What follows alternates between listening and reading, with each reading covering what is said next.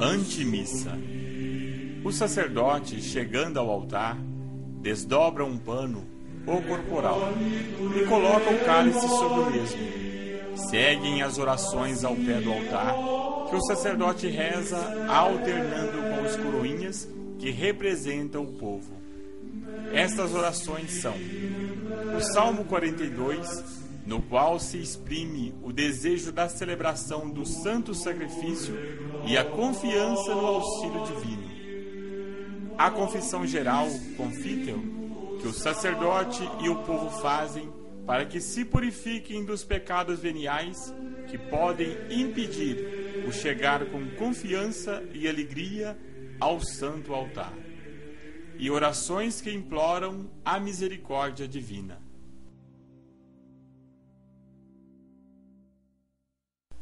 Feitas as orações ao pé do altar, o sacerdote sobe e beija-o em sinal de respeito.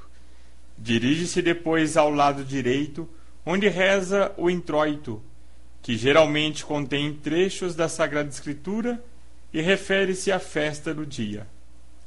Depois o sacerdote volta ao meio do altar e reza, alternando com o coroinha, o Kyrie eleison, Senhor, tende piedade de nós. São 9 súplicas de piedade, sendo 3 dirigidas ao Pai, 3 ao Filho e 3 ao Espírito Santo. Ao Kyrie segue-se ordinariamente o Glória, ou Canto dos Anjos.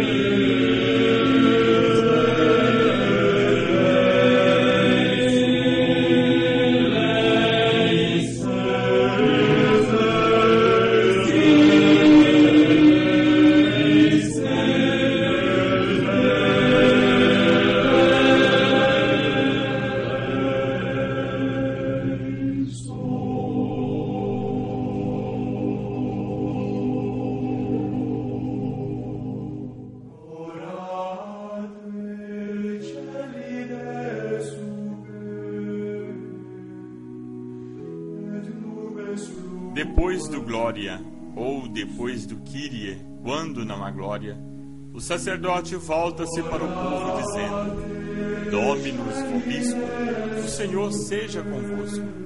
Desejando a mesma bênção ao sacerdote, o povo ou o coroinha, em nome do povo, responde: Et com espírito tuo, e com vosso espírito. Esta piedosa saudação repete-se várias vezes na Santa Missa, entre o sacerdote e o povo, como que para se animarem mutuamente e perseverar no fervor.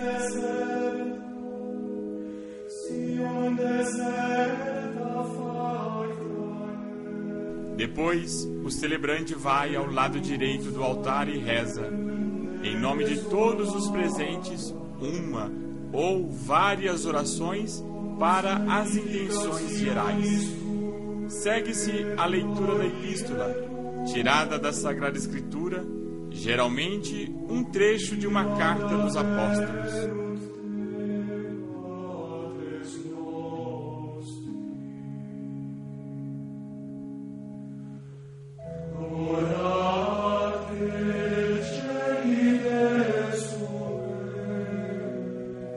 A epístola segue-se gradual, ordinariamente tirada dos Salmos. Em determinadas missas, a epístola segue-se a sequência.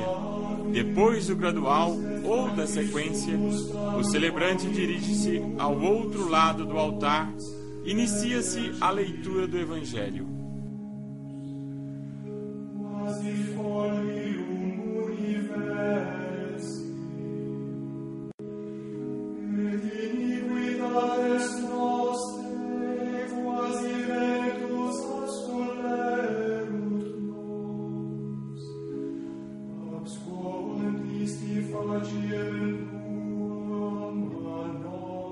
O sacerdote, para ler o Evangelho, dirige-se ao outro lado do altar para significar que o Evangelho, doutrina de Jesus, rejeitada pelos judeus, passou para os pagãos. Durante o Evangelho, os fiéis ficam de pé para dar a entender que estão prontos a obedecer à voz de Jesus Cristo que nos fala no Evangelho e para mostrar respeito pelas verdades nele contidas.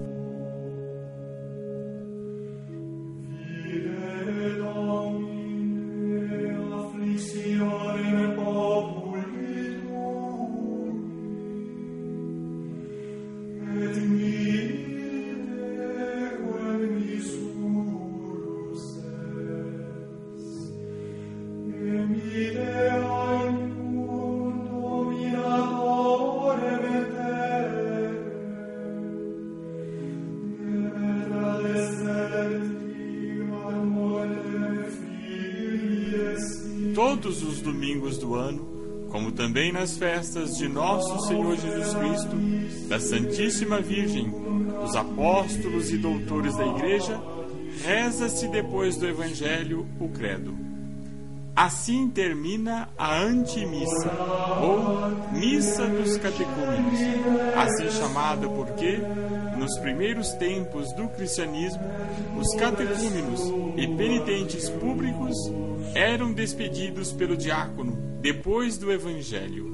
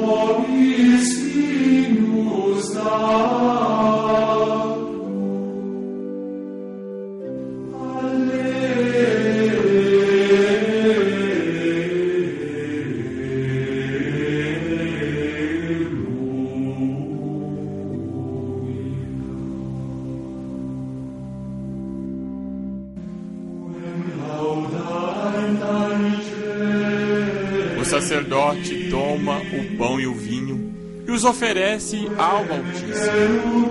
Por meio desta oferta, o pão e o vinho são antecipadamente santificados, para depois serem transformados no preciosíssimo corpo e sangue de nosso Senhor Jesus Cristo, em que consiste essencialmente o santo sacrifício.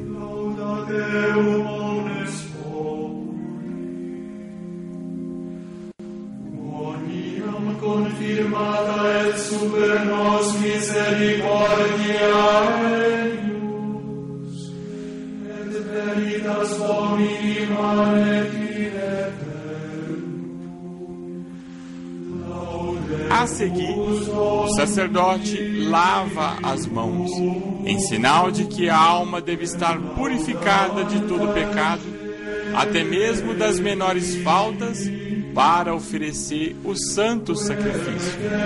Depois, o sacerdote volta para os assistentes e os exorta a se unirem com ele na oração, dizendo: Orate, fratres, orai, irmãos. Pede a Deus que aceite benignamente o sacrifício oferecido no que concerne a ele e aos assistentes. É com a mesma intenção que ele continua a rezar em voz baixa as secretas, 1, 2 ou 3, conforme o número de orações rezadas.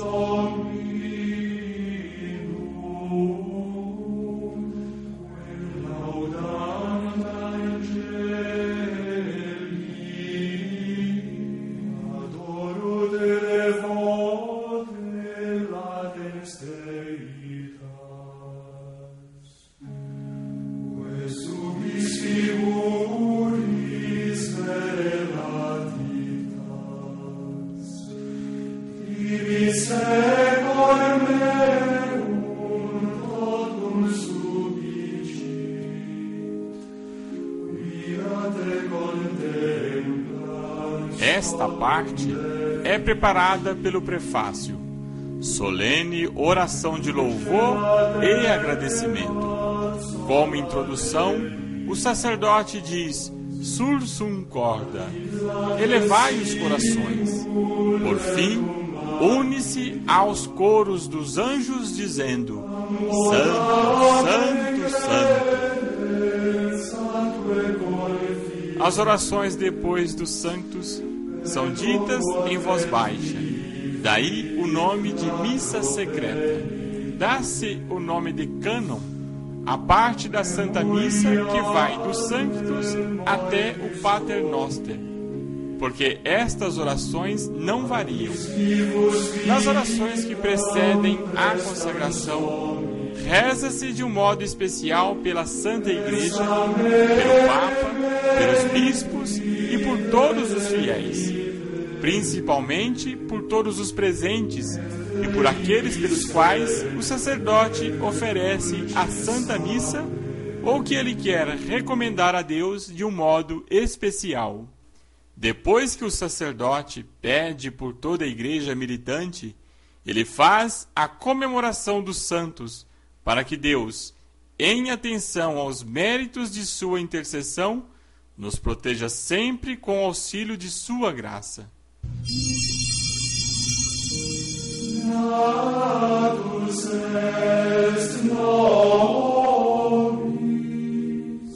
Um sinal de campainha anuncia que se aproxima o momento mais santo da missa. O celebrante toma o pão em suas mãos e diz sobre o mesmo as palavras prodigiosas da consagração, pelas quais o pão se transforma no preciosíssimo corpo de Jesus Cristo. Então o sacerdote faz uma genuflexão e adora a Santa Hóstia.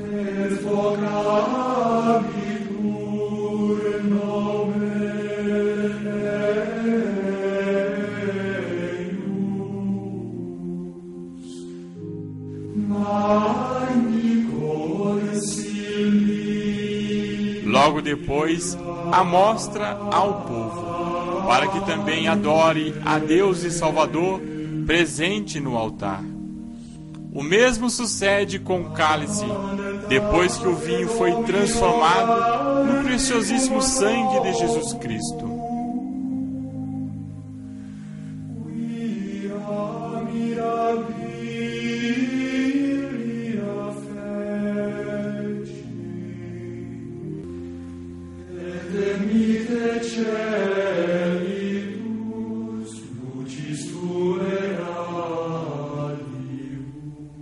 Depois da consagração, o sacerdote pede novamente a Deus a fim de que aceite benignamente este sacrifício para a salvação do povo. Reza então pelos defuntos e lembra-se de novo dos santos, pedindo a admissão à comunhão dos místicos.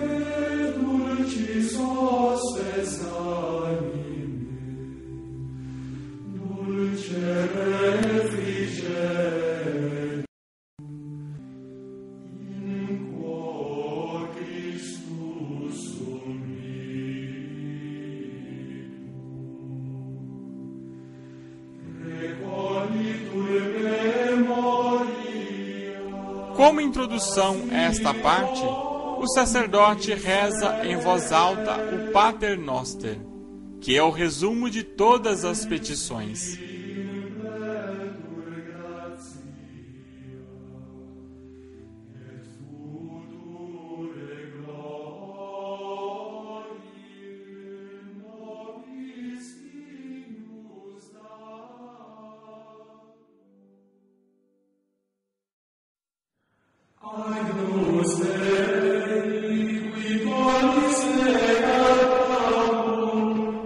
O sacerdote parte a Sagrada Hóstia, como também Jesus fez na última ceia, quando partiu o pão. Em seguida, diz 3 vezes, Agnus Dei, Cordeiro de Deus, a qual se seguem as orações preparatórias para a Santa Comunhão, as quais finalizam com o Domine Num Sum Dignus, 3 vezes. O celebrante comunga, recebendo primeiramente a Sagrada Hóstia e depois o preciosíssimo sangue de Jesus.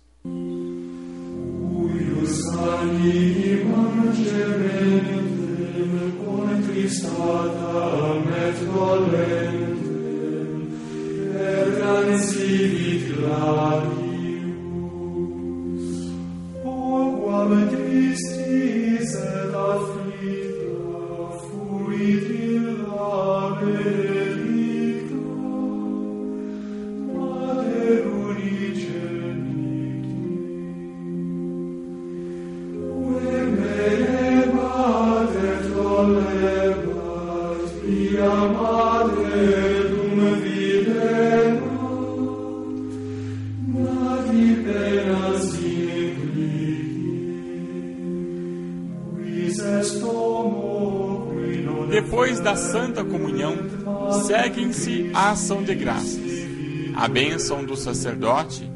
Esta é omitida nas missas para defuntos. E por fim, geralmente, a narração do início do Evangelho de São João, que nos anuncia a encarnação do Filho de Deus.